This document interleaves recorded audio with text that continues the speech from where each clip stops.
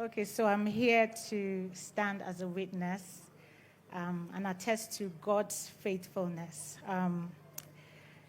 Last year was so hard, one of the hardest, years of my life. We were in and out of the hospital. We're like lab rats. There was no type of testing we didn't do while seeking for a child. I suffered 3 recurrent miscarriages, and then I had to go through pre-genetic testing, IVF. The process started in May 2022, and till November, it was very difficult. And just a day before we were supposed to go in for our transfer, the news came that none of the embryos were good. So all that was a waste of time, efforts. My hormones were all over the place. So I almost slipped into depression, but God did not let me.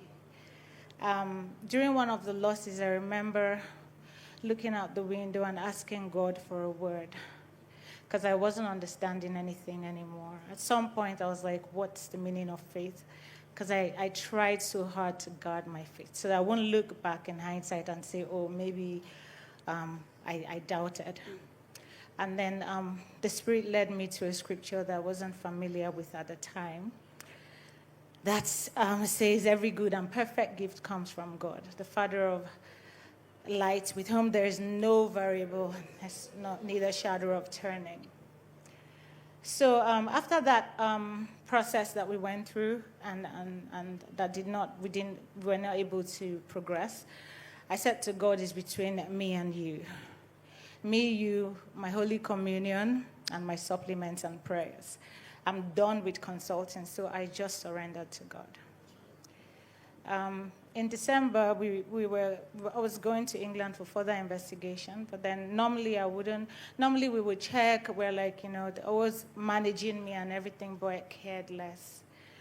So upon getting there, they found that I had spontaneously conceived. And because my test was so high, my beta HCG was really high, they said you have to come in immediately for a scan.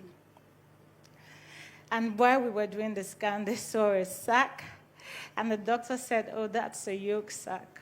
By the way, we never used to see beyond an empty sac. And he said, oh, and that's a fetal pole. And he was like, oh my God, we've got a heartbeat. I did not believe my eyes, and the rest is history.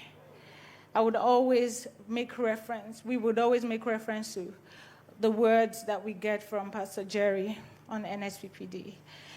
I may not see the rain, I may not see the wind, but my valley is filled with water. And it's not by process, but by grace.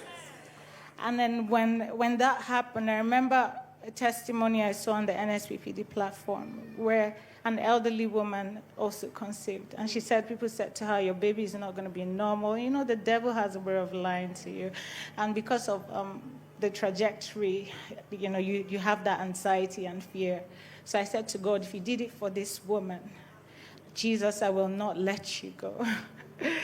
I even stopped my belly one morning and I was praying. God answered everything. And even when Pastor Jerry said one day, the Lord has already gone ahead of you, I held on to it. And the rest is history. So today, with the evidence, put your hands together for Jesus. After 3 miscarriages, a failed IVF, look at that. What God cannot do. What God cannot do. Whole-hearty, healthy baby. So perfect baby to the glory of God. Can I say to you, what you're afraid of will not happen again.